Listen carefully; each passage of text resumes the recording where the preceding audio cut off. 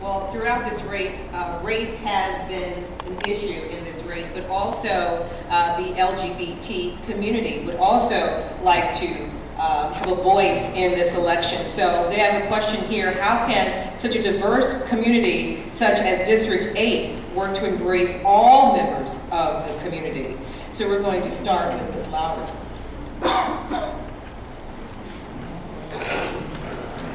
Wow.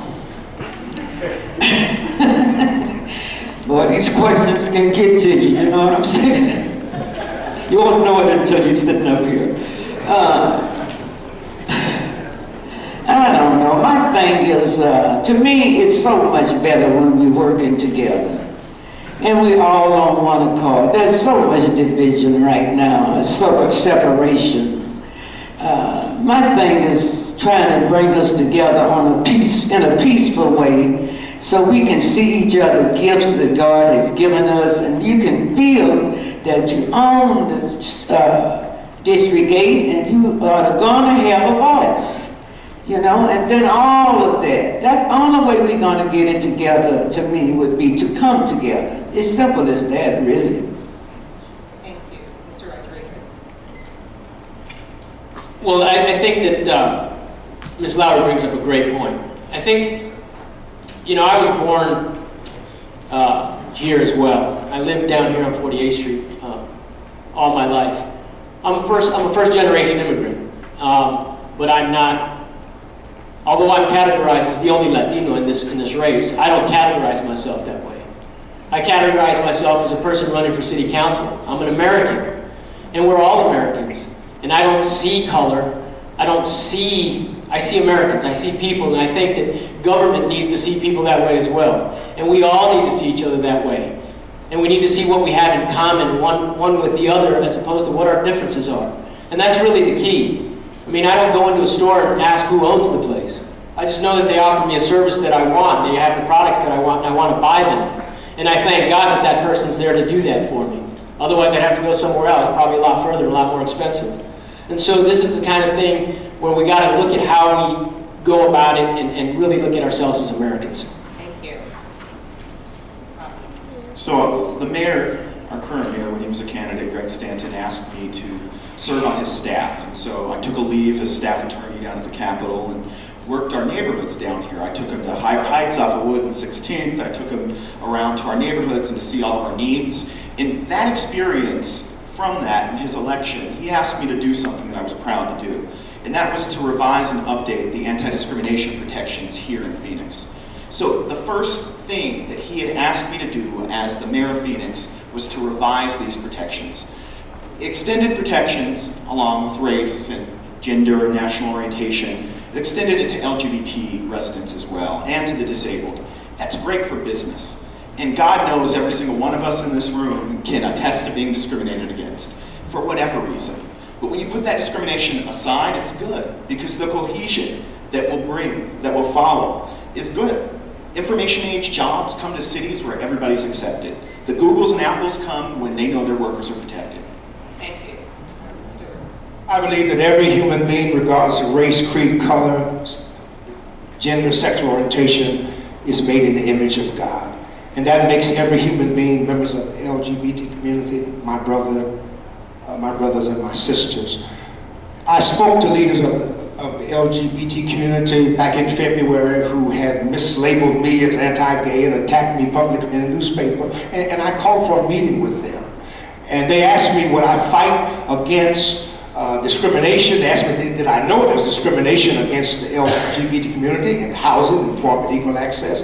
And if I were elected to city council, would I fight against it? I said, without a doubt. I've fought against discrimination all of my life.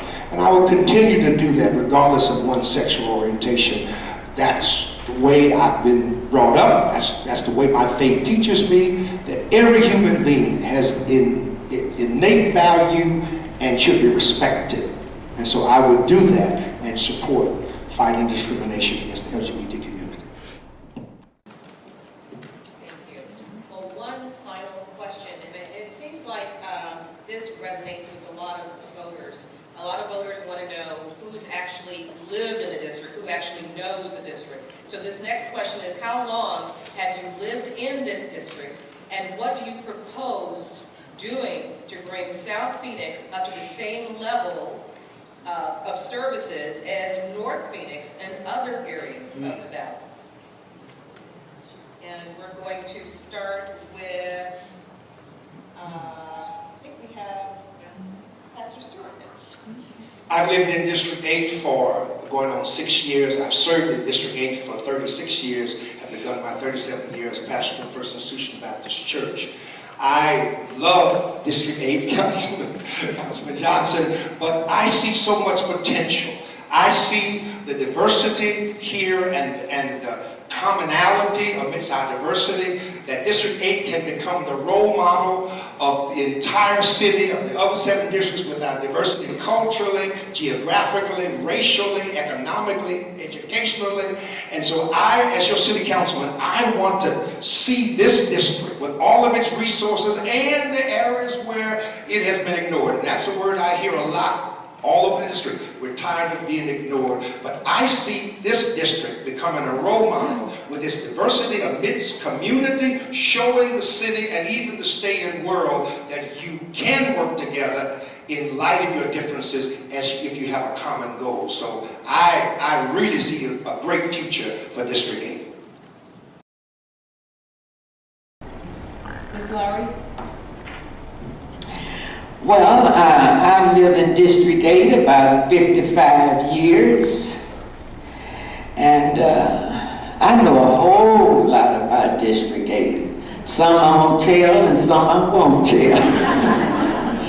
But I know a whole lot about District 8, because I've been in the middle of everything. I've been the troublemaker, that's what they call me.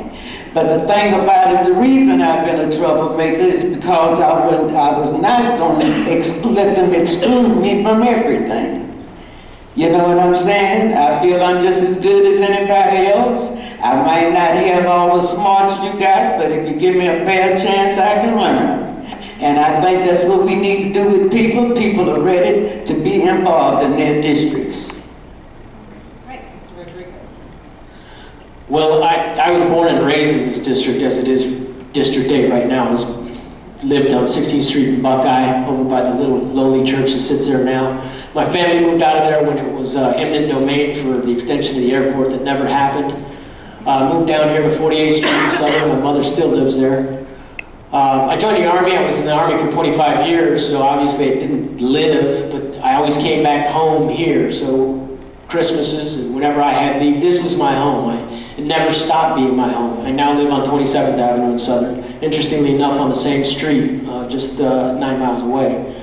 So I've lived here all my life. I've seen the changes. I remember coming down Baseline Road in the back of a 69 station wagon with 13 kids in the back just trying to smell the flowers. It was great. And so that's where we come from, and that's where it's developed from, and we have to kind of look at our past in order to get to our future. And I think we have a great future. We just need to start empowering people to kind of go forward on their own and work for themselves. Thank you. I was born here in this district too, at Good Sam's, in the heart of this district. Actually, my mom always tells me that her water broke in her daycare center, which is also in the district, and grew up on the pews of Bishop Barnwell's church, studying for the candlelight service, and in and out between school and divorce and other things that brought me in and out of the district. I was lucky enough, blessed really, to buy my own house 3 years ago down at 16th and Baseline. I've been renovating it since. I put in the tile, I did the demolition work myself, and painted the walls. But I've also lived here long enough to know that we've, time and time again on a carousel, elected leadership that does not fight for us. We've had great leaders, but we've also had some pretty lousy ones. And I think that what's at stake here is identifying a leader who will fight for our neighborhoods and our families. And as the only candidate who will fight for the libraries and the swimming pools and the parks and the after-school programs, I think that matters, because I think our neighborhoods are more than just slashing city budgets. I think they're built around these parks and these opportunities and these after-school programs.